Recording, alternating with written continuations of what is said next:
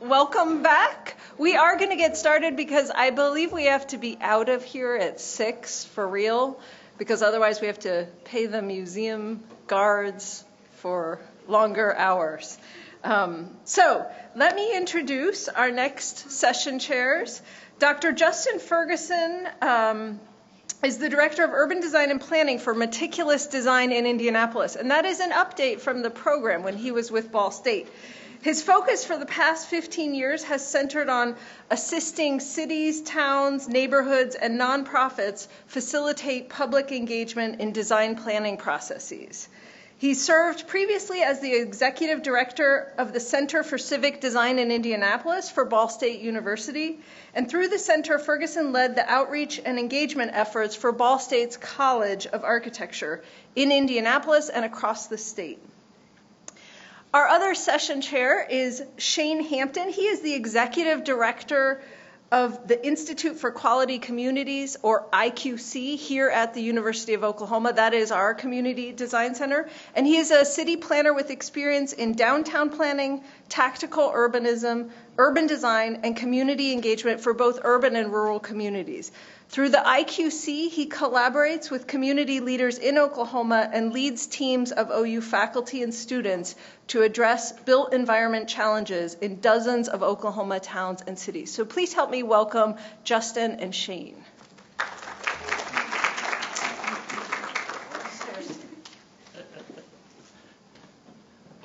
Hello, everyone.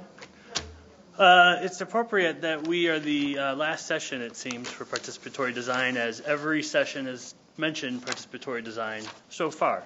So that works out well. Unfortunately, what we see sometimes is with participatory design and community engagement, we really want to do that up front, right?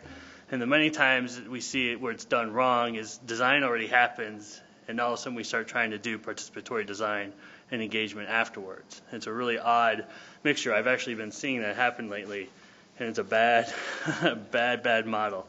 But we want to talk a little bit. So the definition of participatory design, we're really trying to look at where those people that are to be impacted by design should be involved in the process, right? That's what we're trying to do. And really the best way to get that is trying to do these different methods and techniques of trying to understand people of where they work, they live, learn, and play.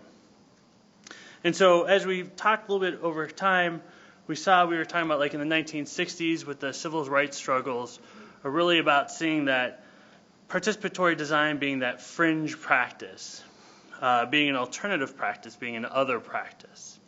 And really it fits into that model of being a renegade practice. As we've heard a little bit about Goff and the other renegades. Now the problem is it shouldn't be that kind of practice. That we've talked very much about in architecture of how we try to work with clients, specifically more the end users, different communities, of trying to understand what they do, what their social needs are, their cultural needs are, just as much as their physical. And we had a little bit of discussion over here with Winifred, talking about, in that middle part, either the high end, the low end kind of work. And really participatory design by itself is a neutral term. Now, the work I've done and others have done tends to go towards those underserved populations trying to do that kind of work. But when we are designing hospitals, schools, and those should have participatory design as well. We should have the people that are going to be impacted by the design, that planning be involved in that process. So as we put together the call for papers for this session, we talked about in rethinking design pedagogy around engaging stakeholders and or the public in the design of their environments, the session would seek to explore how to teach students not to forget how to see their neighborhoods and talk with their communities.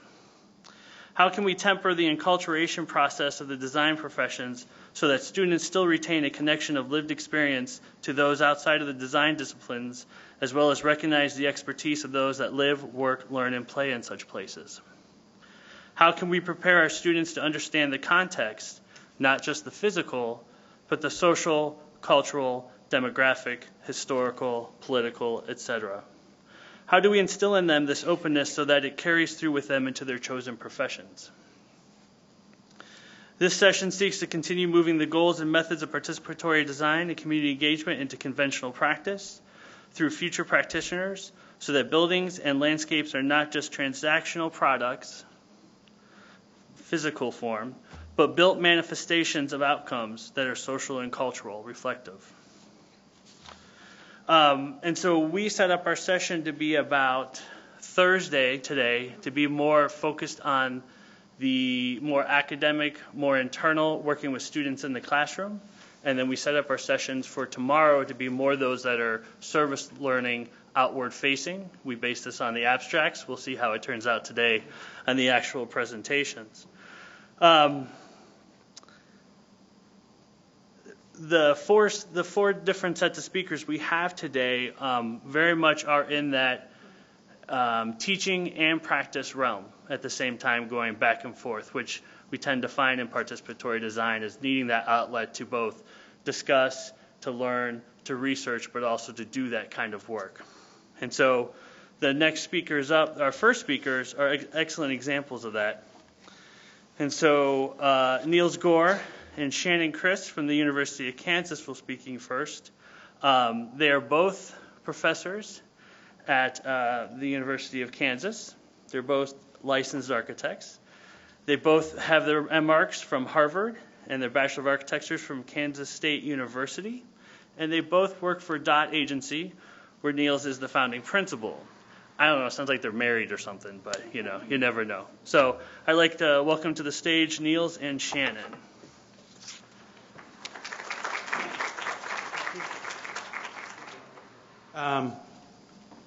One little correction to what he just said is that Shannon and I are both co-founding principals to DOT Agency, along with Matt Kleiman, who's in the back room and who'll be speaking tomorrow. I'm just going to go ahead and get started here. First, we're going to contextualize a little bit what we're going to talk about in the larger context of the university and the world and all that sort of stuff. Then talk a little bit about the place where we work. And then we're going to talk about 4 projects that maybe exemplify some of the principles that we adhere to and try to live with in order to give our students a different kind of education than they may have had, or than we may have had when we were in school. So the world has got a lot of things going on that is definitely the context in which we're working, that we all kind of feel on a daily basis, from the natural concerns to political concerns to social concerns to economic concerns and that sort of stuff. In dialing in a little bit to the university level, we're finding all kinds of innovations in learning right now, or attempts or experiments, from online learning to open online courses to distance learning, all that sort of stuff. Some of these have advantages that we can take advantage of. Some of them have downfalls that we maybe are becoming aware of as we learn to them. The internet is a kind of a learning platform where anything can happen out there, and you don't know if it's good or not. It might be free, but you don't know if it's any good. Anybody who reads the Chronicle of Higher Education, will see these kinds of articles that talk about changes that maybe can happen in our academic context. In the disciplinary context, the profession of architecture, since 2008 especially, the last recession, we find a lot of articles that are looking at sort of the rapid understanding that our profession is changing, the delivery of work is changing, and that sort of thing. When I was in school, and Shannon was in school in the early 80s, like maybe some of you, we were trained to be the architect in that box up there, who worked inside of a well-understood and well-oiled system of a triangular relationship of owner, architect, contractor, and then the way that fell down. The architects in the future, there's a good chance they won't be working in that upper diagram. They'll be working in what the kind of Helsinki Design Lab calls the shrinking polar ice cap of the traditional architectural office, and instead this landscape where architects are getting filtered out into other kinds of occupations in practice. For all of us in the academy that are concerned with promotion and tenure and that sort of thing, there are things that are happening. So this is an ACSA white paper that's done on promotion and tenure. So we are obviously all concerned about that sort of well. So, we're seeing innovations happen in engaged scholarship and the recognition of those sorts of things as well. And so what we're going to talk about today is, maybe how engaged learning can lead to an engaged, larger sense of scholarship in the work that we do. I might just go back one sec. It's just thinking about what are the advantages of a university, right? So let's say our presence diminishes with online opportunities. I know that at KU we sometimes worried about those SCHs and bringing in more and more students with less resource capacity, right? So I think we all feel a lot of challenges, but I do think that the greatest thing we offer is engaged learning, right? Students come, it's place-based, they're meeting with people, they're working together. And building on that, by learning and teaching in an engaged way, scholarship follows, or at least that's our experience. The key piece is to meet people where they are. They're not going to find you in your office, they're not going to find the students in the classroom. You have to go to where people are. So we're seeing instances where our students are presenting in community spaces, talking and speaking in Spanish, meeting in a church basement. We're 40 minutes from Kansas City, Lawrence, Kansas, and so we have chosen through other disciplines on the campus who have basically helped us understand connections to people that they are working with, a space in Kansas City that had been affected by redlining. Back in the 30s, home foreclosures. This is not just particular to Kansas City, of course, but it is a factor that we still see playing out. It's amazing, right? You can still see almost the traces of this political red line that defined who would get loans and who wouldn't. It's systemic disinvestment. It's created a racial wealth gap, property value losses, and it's affected people's health. Health equity is at risk. So I think what's interesting, our way of working into the community has been through others and really understanding our health equity experts that are on campus and are in the community. So resident and neighborhood experts, foundations, nonprofits. It's interesting to me, if you just choose to listen, there's a lot of intelligence out there that would teach us how to be better designers. Healthy Communities Theory of Change. I didn't know about this 5 years ago when we started working in this community in a way that helped me understand how we can support built environment and policies that shape our built environments and promote equitable opportunities, right? Really looking at healthy eating, active living, promoting healthy public life. What does that require? It requires us to work very hard to build trusting relationships, to be constantly available and interacting with people in the community and understanding their community needs. And so I think that what we do, Matt, Nils, and I, are trying to find ways to provide agency for health equity and for our underserved community partners. We, through just an academic exercise, met folks that had an empty storefront. They said, come please use this space. And so that became our kind of classroom.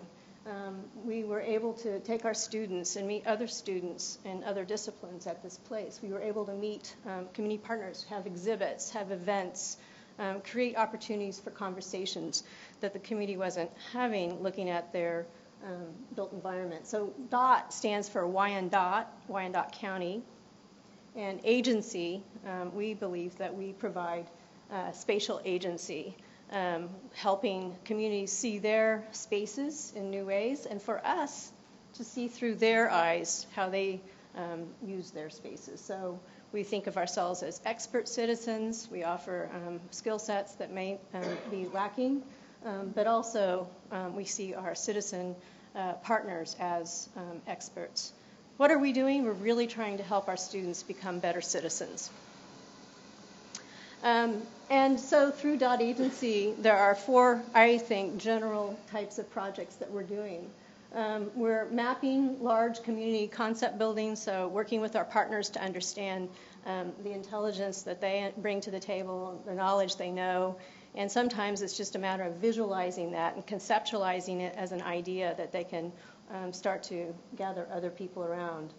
We're developing engagement tools, abilities to bring out and put ourselves in parks or at the end of parades or wherever people are to get their ideas. We're listening to children, we're listening to mothers, right?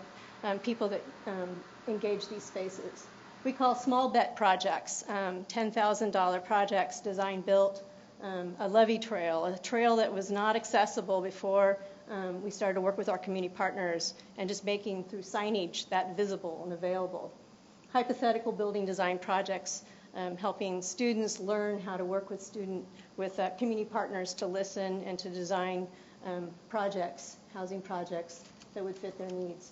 What's interesting is that it's a cyclical, intertwined process, that one project will lead to another, that will lead to another, and it's an experiential event or project that feeds this whole series. We've been doing this for about 5 years, and we've done so many projects.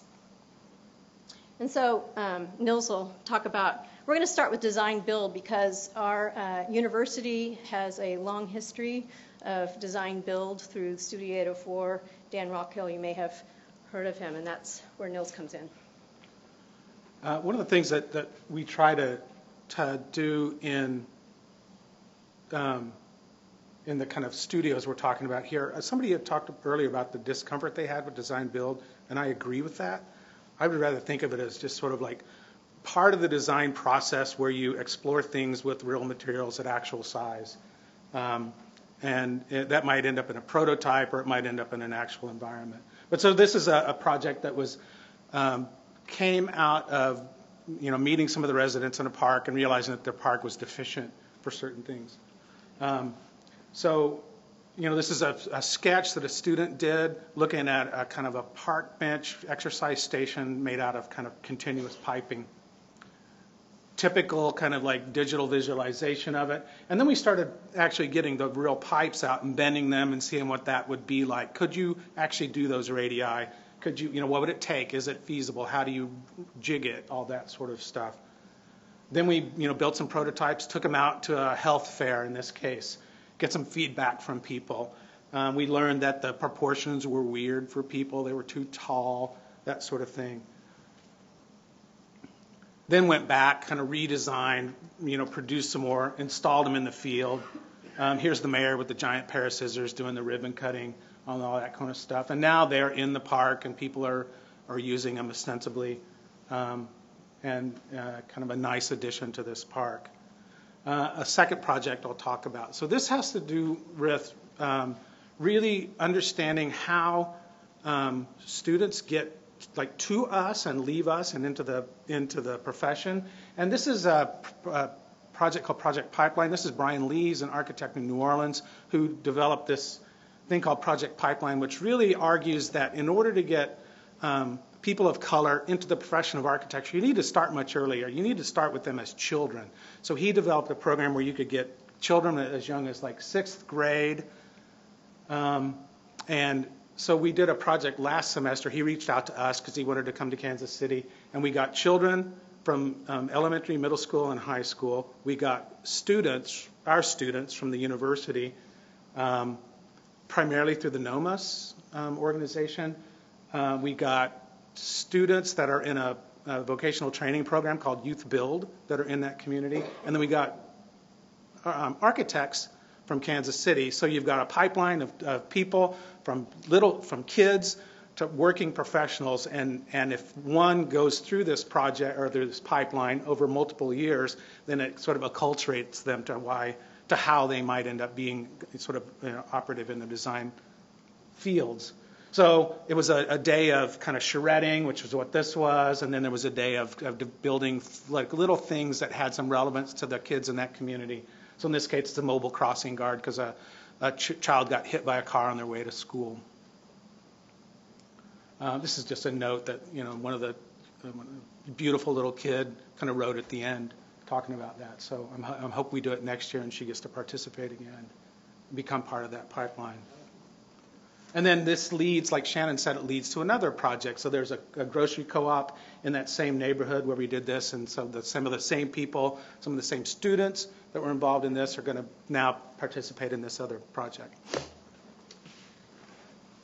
Third example, transdisciplinary. So I was working with a public health professor at the KU Med, and we got an Association of Schools and Programs of Public Health grant, small grant to explore what would it look like to have architecture students work with public health students. Concentrations in epidemiology, social and behavioral health, and public health management. Our goal was really to develop tools that bring together shared understanding of how design and health impact one another in community spaces. We all have our own methodologies, community-based participatory research, and then public interest design from a design perspective. How are these tools similar? How are they different? How do we start to understand how to team these students together and work in the community? We were focused on access to healthy food and access to healthy lifestyles. We developed a photo voice project with our community partners, and students were engaged to listen and have the community partners take photographs and tell stories about food and healthy spaces in their communities. I think it's interesting that students actually, through this process, became more aware of policies in place. The architecture students and the public health students became aware of the built environment, and then were able to kind of take this to their own communities and start to understand what the barriers are in a real way. And then, again, this led to another project. I think Matt might be speaking about this tomorrow, and the kind of access to food projects that have come from that. And finally, the fourth one is expanded fields. Community partner from Kansas City, Cultivate KC, interested in food access, came to us, had heard about .agency. Can you help me? We've acquired 90 acres. We've had this program, Roots for Refugees, which basically supports refugee farmers. They gives them land and gives them ability to start farming, ultimately weaning them off and helping them grow a business. I was like, okay, well, how much money? No money. Okay, let's make a class. And I think this is interesting, that we were able to do an online class teaching students about refugee, the perspective from the refugee farmer, the empathy, the kind of factors of this transition to the United States, but also to look at alternative agricultural practices. So 5-6 weeks of online essays and discussions, and then a concentrated 3-day workshop where we brought 30 people together, refugee farmers, nonprofits, landscape architects, extension officers, engineers. Students were able to visit these spaces in Kansas City and understand what practice looks like, meet with experts and really understand, and from a kind of design point of perspective, build a kind of toolkit where 3 design teams got together. Everyone, even if you didn't speak English, could participate in imagining what the layout of that new farm might look like.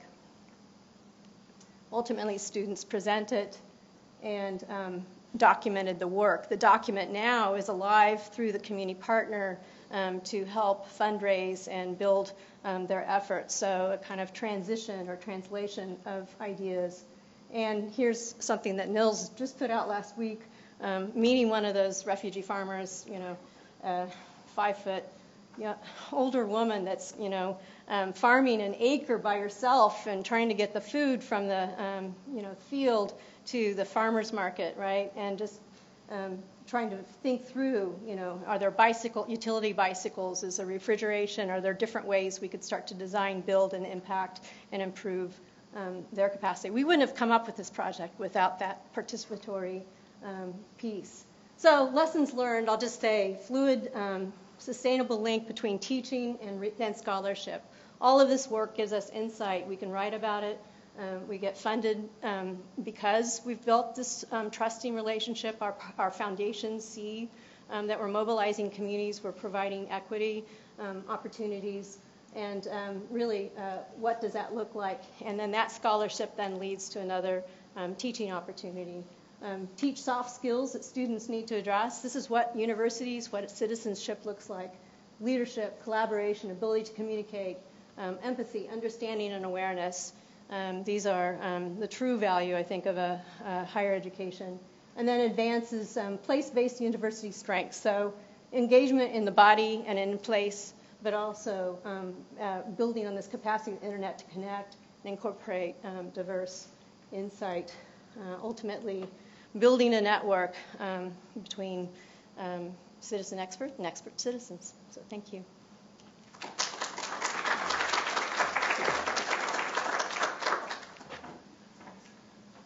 And that's our website if you want to check out our work.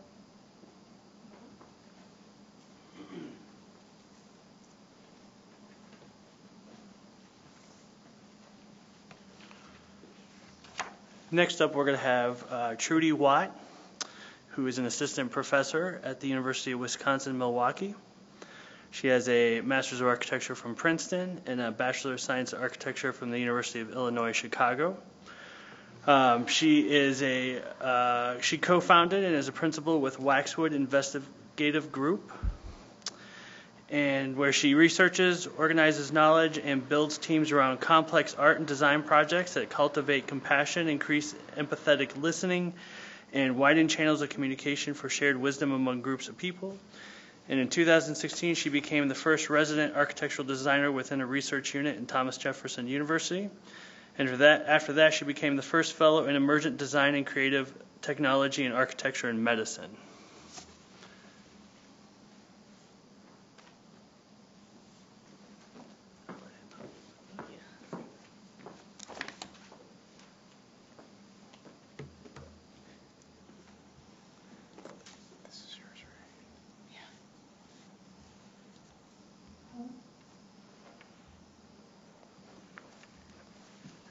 Hi, everyone.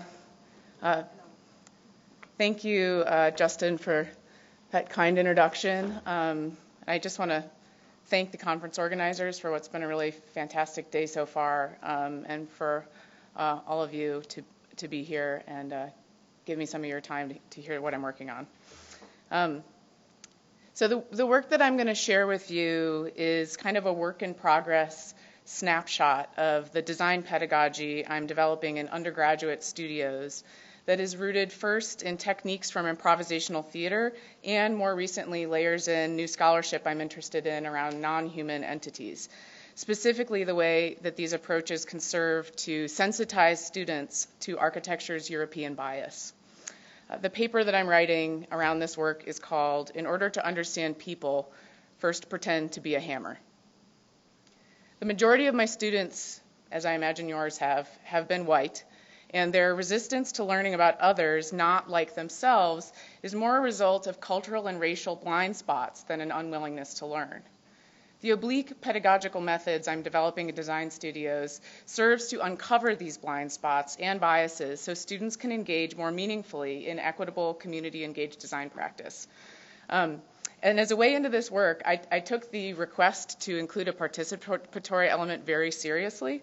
So I want to engage in a little analysis that we can do right here in this auditorium. You may feel a little awkward about this, but I'm just going to ask you to put your reservations aside and stick with me.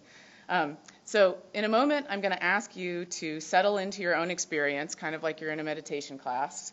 And then I'm going to ask you to stand up and turn around to a person seated either behind or in front of you, hopefully someone you don't know very well. And then I'm going to ask you, I'll say them aloud, I'll ask you to consider a few questions, just for 20 seconds. Is this okay with you? Okay. I heard a no, but just, I tell my students, take your reservations, put them in a ball, pretend that there's a shelf right here and just put them up there for a second. Okay. All right. So first, just take a moment to come into yourself. You can close your eyes if you like. Think about your body, its boundaries, where you are, who you are.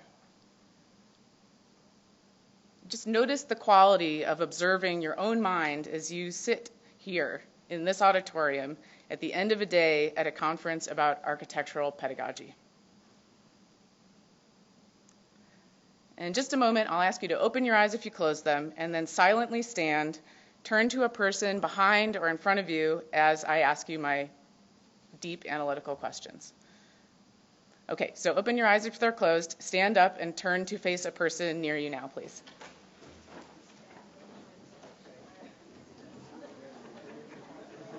Okay. Okay. So this is only 20 seconds. Try to do this silently, only looking at the other person. So ask these questions silently in your head. Who is this person? Where are they from? What is their income level? Do they have a family or do they live alone? Are they happy with their life? This is a good one for this crowd. What's their stress level? Okay, please have a seat. Okay. Thank you for playing along. So take just a second to make note of what that felt like. I can hear a lot of you chuckling, so I know one thing about maybe one way that it felt. But just make a mental note of what that felt like, because we'll come back to this a little bit later.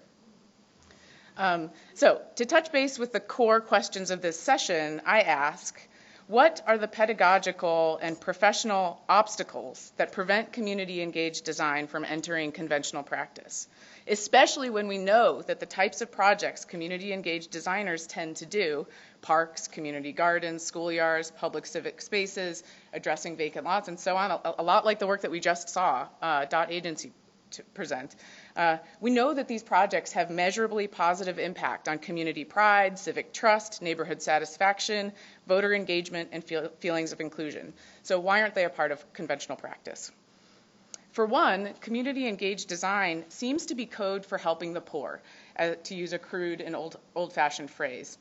And as you can see in these examples of community-engaged design entities, most of them embedded at universities, services are offered for free or at a very low cost across the board, and across the board include only preliminary design services.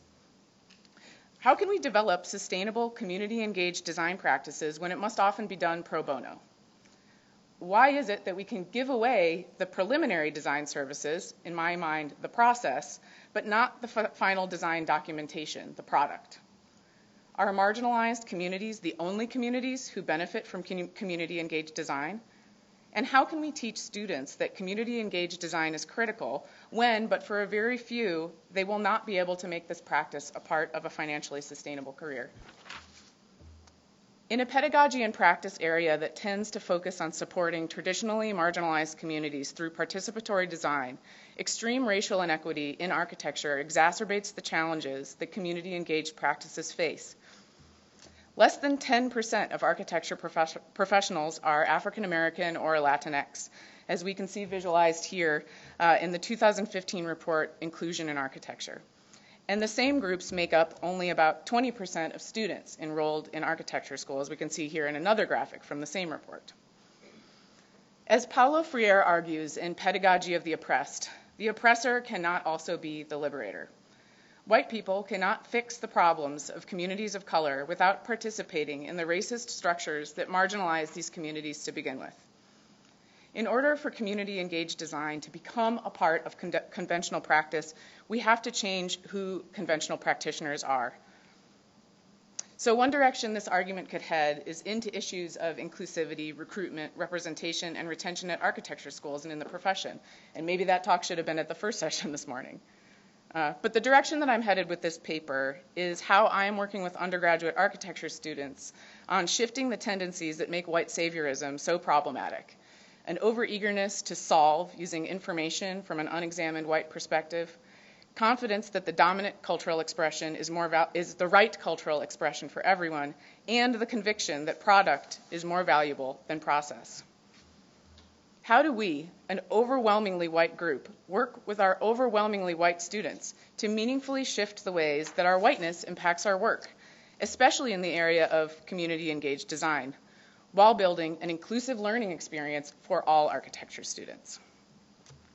In undergraduate design studios, I'm developing Oblique Strategies, which the title is stolen from Brian Eno and Peter Schmidt's card deck here of the same name, to help architecture students uncover blind spots created by their belonging to the dominant culture, ease tension around productively admitting ignorance, practice empathizing with others, and produce what I hope are more meaningfully community-engaged designers, whose value arises from the integrity of the process instead of a constant drive towards product.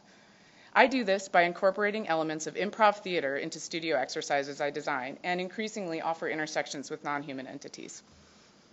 I designed an exercise based on the improv game Party Guest for a fifth-year undergraduate option studio at Jefferson University in Philadelphia.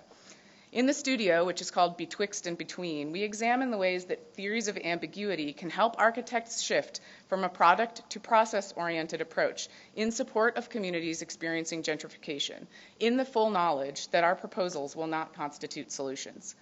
To do this, we investigate concepts of liminality and ambiguity through seminar-style discussion, multisensory media work, and architectural drawing, like these large-scale axons by students in the 2017 studio. This studio is sited in a mostly African-American, low-income, environmentally marginalized neighborhood on the banks of the Schuylkill River in southwest Philadelphia called Kingsessing. And for brevity's sake, I'll just tell you that this neighborhood is experiencing rapid gentrification.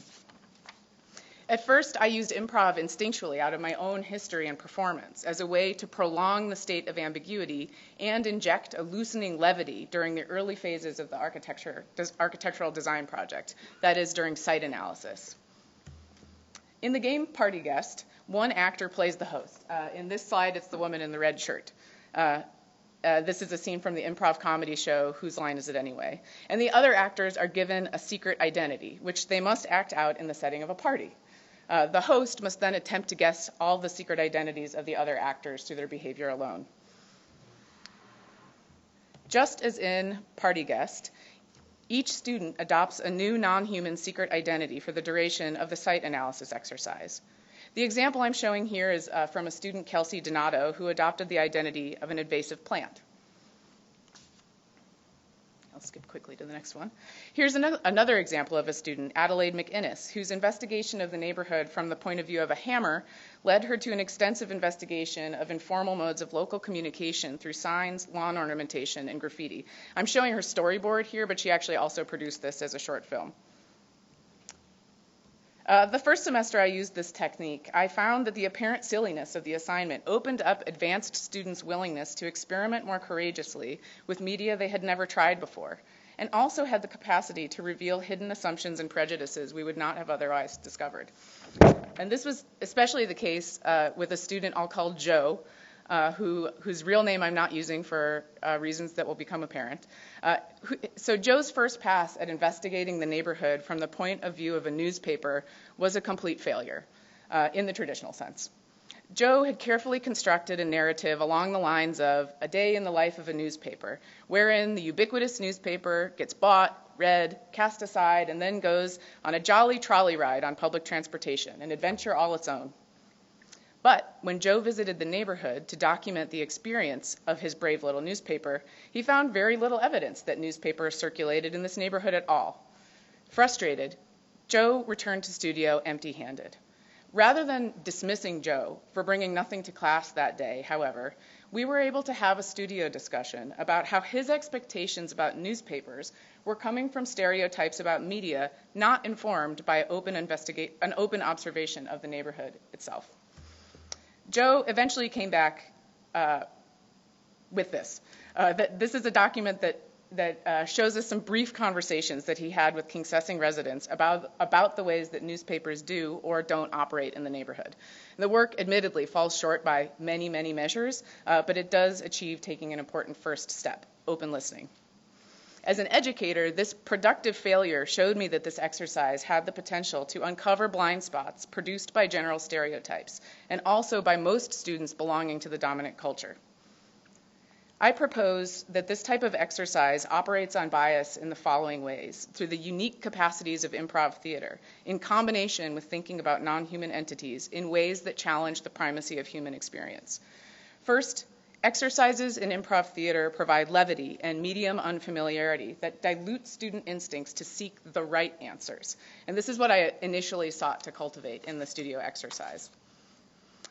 I'm continuing to incorporate improvisational methods such as these set out by Robert Poynton in his book, Do Improvise, as well as the Stanford D School that underscore the utility of improv to build momentum, such as using by the phrase yes and instead of yes but. Also listening carefully to others for cues, what Robert Poynton calls notice more, letting go of expectations around outcomes, and maintaining flexibility, or using everything. I continue to incorporate these improvisational values and abilities, recently adapting Party Guest into these site analysis drawings in a design fundamentals studio at the sophomore level at SARUP, which is our acronym for our School of Architecture and Urban Planning. So some of the examples you can see here are by Isabel Castro, whose own perspective is on the left, and her interpretation of the neighborhood on a Milwaukee river site from the perspective of a river birch is on the right. And this is Benjamin Zarian, who analyzed the same site from his own perspective on the left and from the sun's perspective on the right. Ben said, composing the first drawing required me to prioritize which aspects of the site I wanted to explore. The resulting composition reinforced those hierarchies in my mind. These hierarchies, which were established from a human point of view, were subverted by the second drawing, which required a non-human perspective. One aha moment for me was realizing that the sun doesn't see shadows. This realization led me to think more critically about what the sun does experience. Theorists such as Timothy Morton, who we read in the Liminality course, Jane Bennett, and Ian Bogost offer a variety of ways to think about how objects, animals, phenomena, and systems have their own unique ways of existing that are as constitutive of reality as human ways of existing are. It's easier for most of us to understand that we experience the world differently than, say, a bee, as von Uxel shows here, than it is for us to understand the magnitude of the experiential difference between ourselves and another human being. Asking students to adopt the identity of a non-human entity lowers the stakes in asking a very difficult set of questions. What is it like to be another entity? How is it different from what it's like to be me? And what does that tell me about how to go about my design work? At a time when many human beings are still treated as less than such, pretending to be animals and objects can help students understand that there are huge experiential differences to detect in their understanding of others that are often obscured by assumption, stereotype, and systemic structures like racism that prevent us from seeing each other clearly. The final project in the Liminality Studio is a micro-thesis in which each student pitches a new hybrid program and the physical stuff that attends it. As a final piece of evidence, and admittedly this is very, very early work, I've only run the studio twice, this is a list of the types of projects my students proposed in 2017 before I incorporated Party Guest, and in 2018 after I incorporated Party Guest. And to me, the 2018 programs surpassed the 2017 programs in empathy, openness, resistance to stereotype, and tendency towards problem solving with products. So for me, there's a huge difference between proposing a market cafe and a zoning code revision, for instance. So, although there is still a lot of work to do to make explicit connections between my students and community-engaged design practice, my claim is that their exposure to improv-based analytical exercises that explore non-human points of view increases openness to others, loosens fixed mindset about the nature of architectural deliverables, especially for upper-level students, and produces projects rooted more in process development, relationship building, and empathetic listening than in traditional product-based approaches to solving perceived problems or deficiencies. I hope in time to educate enough careful listeners that as our profession does grow more diverse, our new colleagues find us ready to hear them. So to conclude, I just want you to think back to the reflection that we did at the beginning. And remember what it felt like to evaluate another human being and ask intimate questions about their life and experience with no vehicle for this questioning other than we're all in this room and we're all attending the conference and you're game enough to stand up and look at someone. I know when I do this exercise, the evaluation feels pretty awkward. The less I know a person, the more awkward it feels. I have a really hard time getting out of my own way. So to conclude the exercise, going forward this evening, I just want to invite all of you to continue appraising me and our colleagues here, asking questions about who we are and how our lives are going. But this time, see what it's like if you pretend you're a sewing machine. Thank you.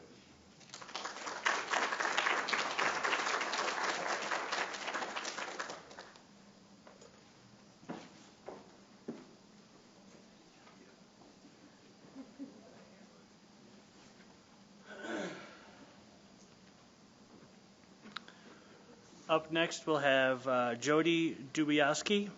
She's the founding director of Form Coalition, a community design practice. She is a licensed architect with a Master's of Architecture from Portland State University and a Bachelor's of Architecture from Virginia Tech.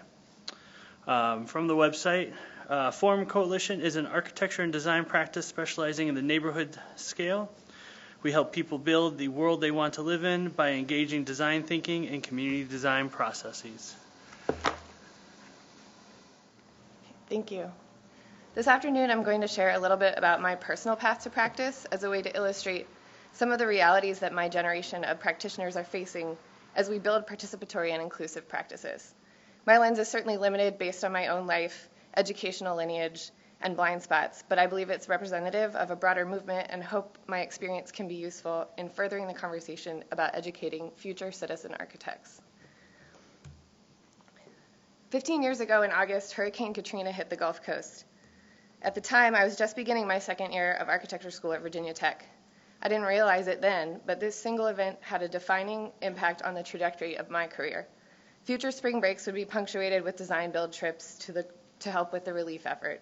In subsequent seminar classes and studio projects, we closely examined the role of architecture in society. Through a summer studio intensive with Design Corps, I was introduced to the ideas of asset-based community development, generational poverty, and environmental activism through the lens of architecture. As a thesis student, I co-founded a student chapter of Architecture for Humanity and helped my friends construct a modular affordable housing prototype. For decades before I entered architecture school in the early 2000s, architectural education had been preparing students to engage with real-world issues through hands-on learning. The earliest seeds of modern education, sown in the pedagogy of the Bauhaus, carried with them the idea that architecture can and should shape society. Hans Meyer, who led the Bauhaus from 1928 to 1930, posited that the ultimate aim of Bauhaus work was the harmonious arrangement of our society, an idea that was a reflection of the modernist movement as a whole. In the hands of the modernists, however, architecture remained a tool of power and privilege, as it had been for centuries. It was through the civil rights movement of the 1960s that the social imperative in architecture gained new relevance and momentum. As noted earlier today, while community design centers had already begun to organize in the early 1960s, the origin of the community design movement is commonly traced to a single keynote speech by Whitney M. Young in 1968. While the mythology of this moment is overinflated in community design lore, I would like to underscore that it was effectively a call to racial justice that catalyzed the subsequent community design movement. In the following decades, through widespread adoption of participatory design methods, architects and planners challenged the existing paradigms of who had power and a voice in shaping the built environment. Henry Sanoff traces this growth in his essay, Multiple Views of Participatory Design, while demonstrating that participation in design and planning remained fundamentally about a redistribution of power. At its core is the idea of the right to the city, first proposed by Henri Lefebvre and expanded upon by thinkers like David Harvey, who says, "The right to the city is far more than the individual liberty to access urban resources. It is a right to change ourselves by changing the city. It is, moreover, a common rather than an individual right, since this transformation inevitably depends on the exercise of a collective power to reshape the process of urbanization." Giancarlo De Carlo, an architect and educator of the era and another champion of participatory design, says simply, "Architecture is too important to be left to architects." Early examples of community design principles in the academy include the Black Workshop at Yale, founded by Black students in 1968 to engage in community-driven urban design. Around this time, we also see the early DesignBuild studios, a hands-on immersive learning experience that often centered issues of poverty and homelessness. A lot of those have been mentioned today, the Rural Studio, the building workshop at Yale was also one of the earliest. Today, more than 70% of U.S. architecture schools have in-house design-build programs. Throughout the latter half of the 20th century, the concurrent rise of the community design movement, participatory planning, and design-build education laid the groundwork for what we now call social impact design. So by the time my peers and I entered college at the dawn of the 21st century, social responsibility and personal impact were deeply embedded in the culture of architectural education. Thus, when Hurricane Katrina arrived in 2005, the stage was set for the academy and practice to converge in a very public way. Brad Pitt's Make It Right Foundation and the global humanitarian agency Architecture for Humanity made headlines for their relief efforts, and this sudden visibility propelled community-engaged design into the public consciousness. For students of architecture at the time, the possibility of social impact through a career in architecture was being modeled for us before our eyes. To what are we to attribute the endurance of this trend in architectural education? Some of its continued relevance may be, as Margaret Crawford suggests, rooted in an identity crisis birthed in the professionalization of the discipline, whereby social responsibility as a professional ethic became a means of distinguishing ourselves from the other building trades. Contextually, social entrepreneurship on the whole has been on the rise since the latter half of the 20th century. In their 2013 Latrobe Prize study, Wisdom from the Field, Public Interest Architecture in Practice, Roberta M. Feldman and her co-authors report that 30% of the respondents they surveyed, architects in practice, gave putting creative abilities to practical use and improving the quality of life in communities as their first and second reasons for entering the profession. Surveying the wide variety of educational experiences available, 3 common characteristics emerged to explain the gravitational pull of social impact in design education. Opportunities for hands-on learning, opportunities for hands-on experiential learning, the feeling of personal agency or individual impact, and the chance to address systemic and structural inequalities through the design of the built environment, or to make the world a better place. My mouth is really dry. So in 2009, I was a newly minted architecture graduate with an impact design education facing the worst job market we'd seen in decades. So I took the first sensible opportunity that came along and signed up to ride my bike across the country to raise money for affordable housing. Thank you. Okay.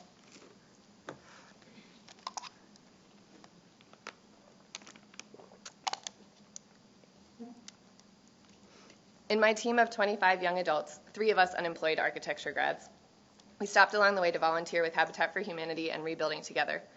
Following the trip, I signed on to work with one of our workforce housing partners for a natural building internship in southern Utah.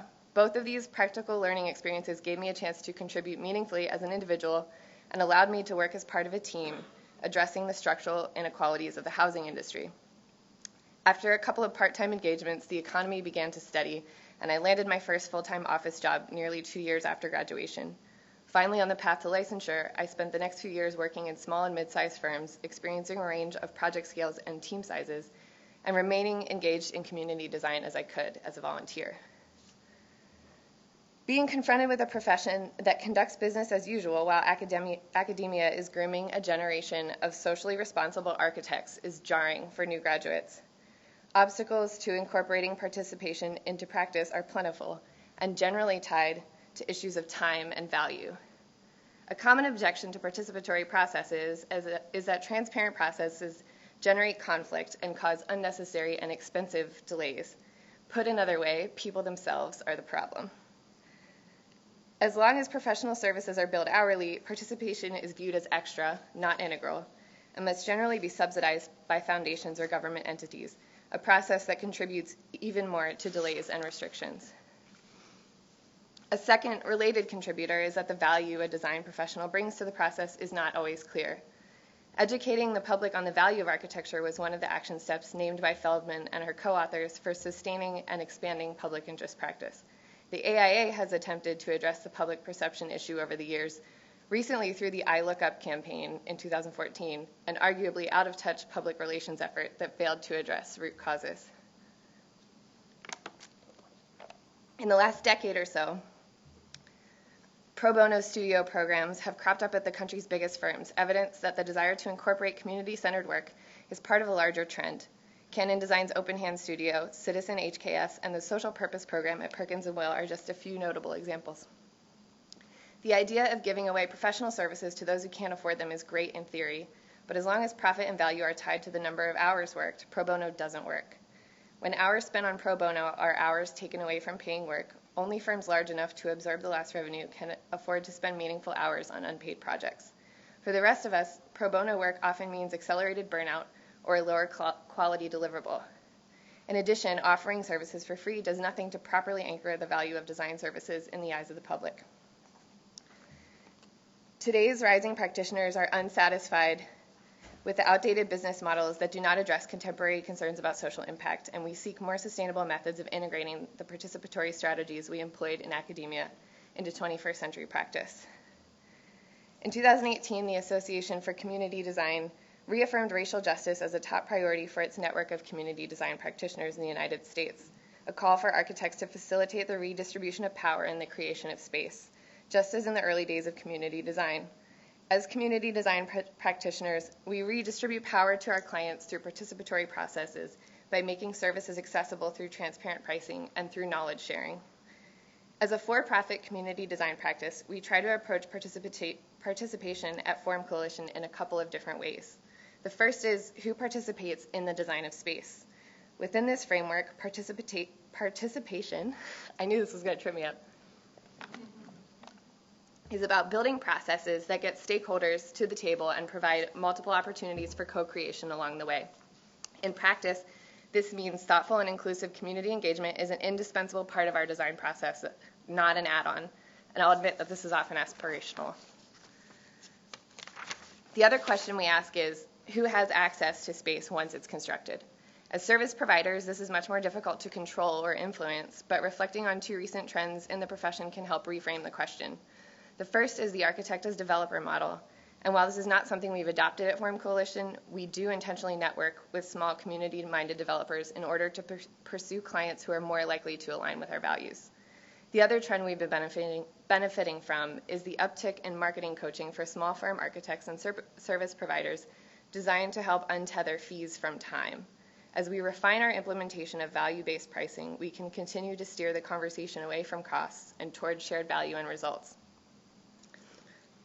The Latrobe study that I mentioned before names expanding disciplinary and professional boundaries as a strategy that has proven effective for impact-oriented firms. In our strongest projects, we work closely with community engagement specialists and facilitators. This has the dual benefit of strengthening our capacity as a team, while also lending credibility to our effort through the trust they have established as a community partner. It's not intuitive to hire an architect to lead community engagement, and I'm not always the right person to do that. Similarly, I've enjoyed successful partnerships with economic development professionals and look forward to an expanding network of interdisciplinary collaborators as we continue to grow. So to illustrate our approach, I'm just going to share a couple of quick projects from our first year in operation, which was last year. I'm based in Richmond, Virginia, so all of these projects are out of Central Virginia. Greater Fulton is a collection of neighborhoods in Richmond's East End. It's historically black, working-class area that's seeing a quiet resurgence after decades of disinvestment and crime. Fulton's historic Main Street district was destroyed during urban renewal, and the remaining commercial corridor is a monument to auto-centric urban planning. It's grossly underutilized, both in terms of building stock and in general land use and density. We were hired by Innovate Fulton, a local economic development nonprofit, to build on a community engagement and planning effort that had been conducted by the local community center in partnership with LISC in 2011. We worked with a self-selected group of neighborhood residents to solidify a set of design priorities, then illustrated them and presented them to the community for feedback. As a result of our work together, Innovate Fulton has a series of boards they're displaying in their office and toting around to community meetings to demonstrate their big plans to improve transportation and transit, green infrastructure, housing, and culture and community. In terms of wins, providing a venue for a proactive conversation about development before developers are involved was extremely rewarding. On a business level, we gathered valuable data about the time and effort involved, which will help with appropriate fee setting in future projects. In Richmond's Northside, we've been working closely with a group of business owners to develop network skills and source funding as they anticipate the rezoning and redevelopment of their commercial district. The intersection of Chamberlain Avenue and Brooklyn Park Boulevard forms a crossroads between a collection of racially and socioeconomically separated neighborhoods. Some of the work we've completed over the past year includes conceptual programming and design for vacant lots and buildings, convening stakeholders around a shared vision, and advocating on behalf of our coalition as the City of Richmond updates their comprehensive plan. This capacity building process is ongoing and is slow to see wins, but is essential to building a proactive future for the area. In this work, my role is to help design the process of moving forward. To date, there's not a lot in the way of conventional design or architecture. The emphasis is on economic justice. The group is committed to steering thoughtful redevelopment that allows for business owners and residents to stay in place as property values rise. Our team consists of architects, community engagement and lobbying consultants, and marketing and media pros. In the absence of clear milestones, we periodically pause to look back and take stock of our victories. I'm going to skip the last project, which is based in Charlottesville, because I'm out of time. And, oh, my last slide isn't here, and I'm really sad about it. It's about money. But I will tell you that I had two graphs that show you our 2019 revenue versus time, and 50% of our revenue came from contract work from other architects, so not our ideal target clients, not our values-based work, but 2/3 of our time was spent on that work. So just being transparent about kind of the reality of trying to do this kind of work and stay afloat. One of the findings of the Latrobe report was that impact design practices that thrive find creative ways to overcome funding challenges, such as expanding the types of services offered. We continue to look for ways to incorporate hands-on learning, celebrate agency and impact of each individual involved in our projects, and keep our vision focused on solving the big, complex challenges of our time. Thanks.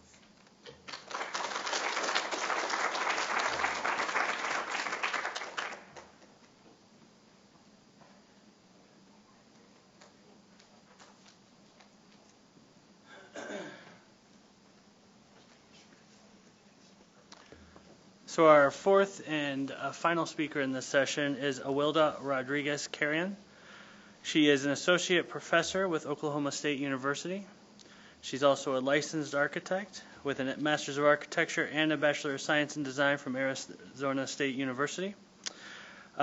She is also a founding partner of Digital Extension, a multidisciplinary studio that combines multimedia, graphics, and architectural design. We are passing out some sheets for her for you to go ahead and do some worksheets during this session.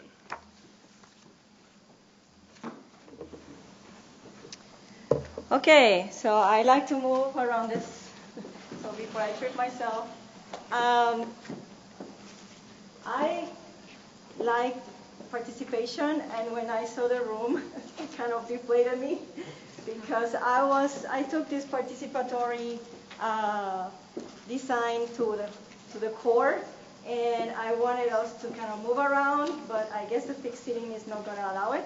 Plus, I've been told that I need to be finished by 6 o'clock because they're going to kick us out.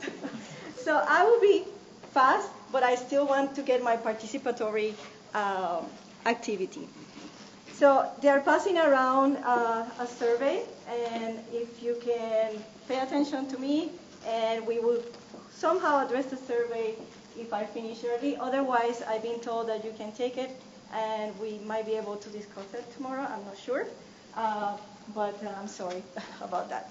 Okay, so I have been teaching for the fourth year studio for the last 10 years, and one of the NAB SPC criteria that this studio deals with is cultural diversity and social equity. In the past, we have addressed this issue by having the students work within an international context, and I usually arrange local experts to kind of be working with the students, even if the students are in the United States. We arrange Skype interviews and Skype meetings, and somehow to bring that kind of internationally inside the studio. But last semester, I had a unique opportunity that came to us where the Association of Tribal Archives, Libraries, and Museums, ATOM, asked us to work with a Pawnee tribe, which is conveniently 30 minutes from our university. So this piqued my curiosity because I have been dealing with international issues within the studio, but this was kind of a little bit more closer to my heart, dealing with a subculture that is living within a mainstream culture. So as a Latino woman living in the US, I have very different cultural perspectives than maybe a white person might have.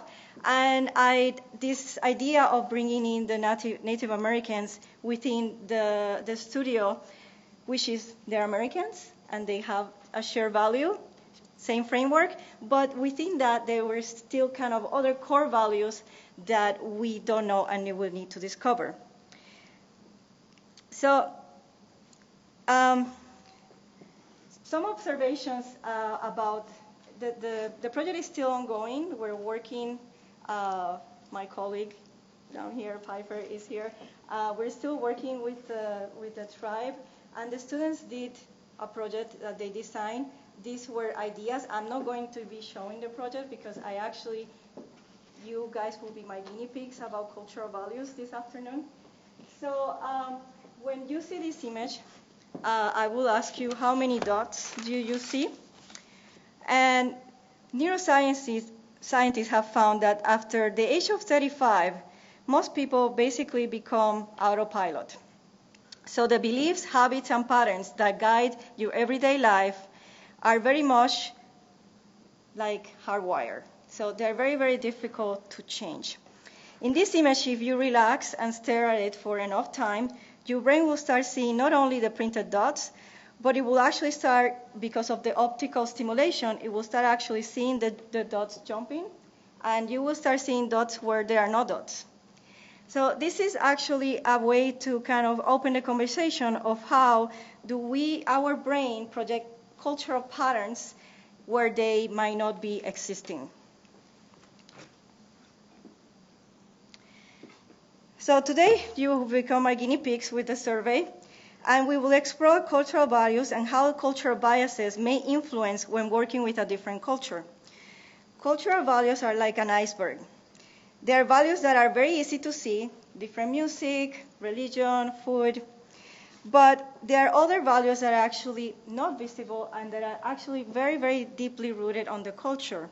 These are the values that are more interested to discover, because these are the values that actually, when we're working within a culture, are the ones that guide the everyday modus operandi. So there are issues within cross-cultural collaboration that need to be identified and dealt with. The first notion is of individualism versus collectivism, which is concerned with the way that individuals see themselves within the group. So I caught many of my students when they were presenting, they will say me, I, and they kind of never put themselves within this collective project and never saw themselves as part of the serving group. It was this hierarchy that this project belongs to me and has nothing to do with you. But as we know, United States is actually a very individualistic society. So in this graph, we can see how we fare against other cultures. And the one that I want to highlight is individualism. So we're up there, 91. So when dealing with different cultures, we can see like Latin cultures actually don't see themselves so much as individuals. There are also issues like the way that we deal with power, what is allowed and how much distance we deal with power. So do we challenge power or we try to suppress power? And when we're collaborating, those issues become very, very evident. Sorry, I lost my notes. So the culture, how it deals with uncertainty or the risk tolerance. There are many preferences within cultures where sometimes risk is not tolerated, and you have to know when deadlines are, and you have to know how the project will actually come out. So it is very difficult sometimes to navigate that environment. Gender is one of the biggest misunderstandings when dealing cross-culturally. So as we know, societies that genders are more equal, males, social and emotional roles are very similar to female roles. But when that is not the case, it becomes an issue coming from an American value. Assertiveness value is mainly concerned with how people work together in a social context. Do we become cooperative or do we become competitive against each other? This next one is the one that I actually, it kind of opened this window for me, because when I was working with the pony, I realized that there was some cultural bias from myself, and it had to do with the notion of time. So the notion of time obviously is something that it can be very different, and how the culture approaches it, it might depend in how they see themselves and in how they see themselves with nature. So in the pony, it was the way that they see themselves within the universe. So they see themselves as eternal. So they tend to kind of act always on the past. And I guess I was on the opposite, always looking on the future. So it became also kind of a very stressful moment. The being on doing, how culture fits within their natural and socially constructed worlds. And again, Native American societies see themselves as part of this bigger context. So they do not try to change or master their environment. They live in harmony with their environment.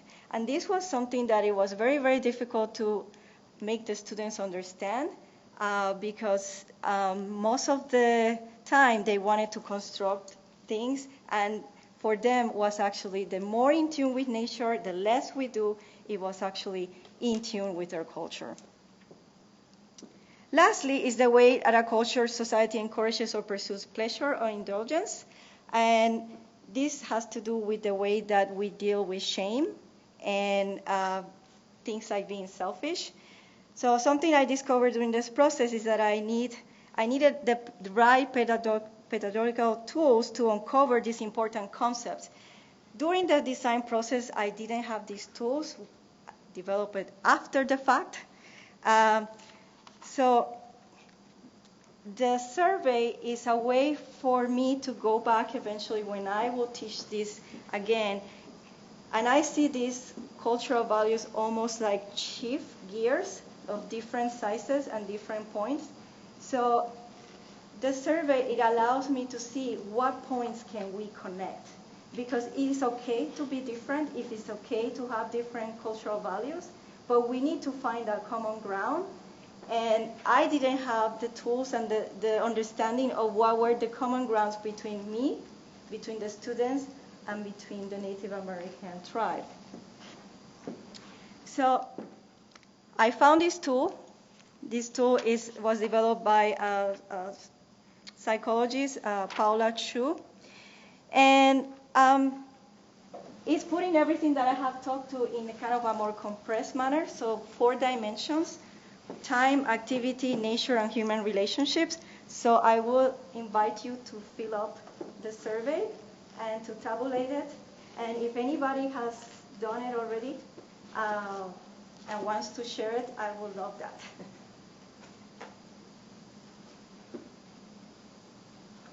If not, I guess we will be discussing it. It's homework. It's homework, yes. Yes. Yes. Okay, thank you.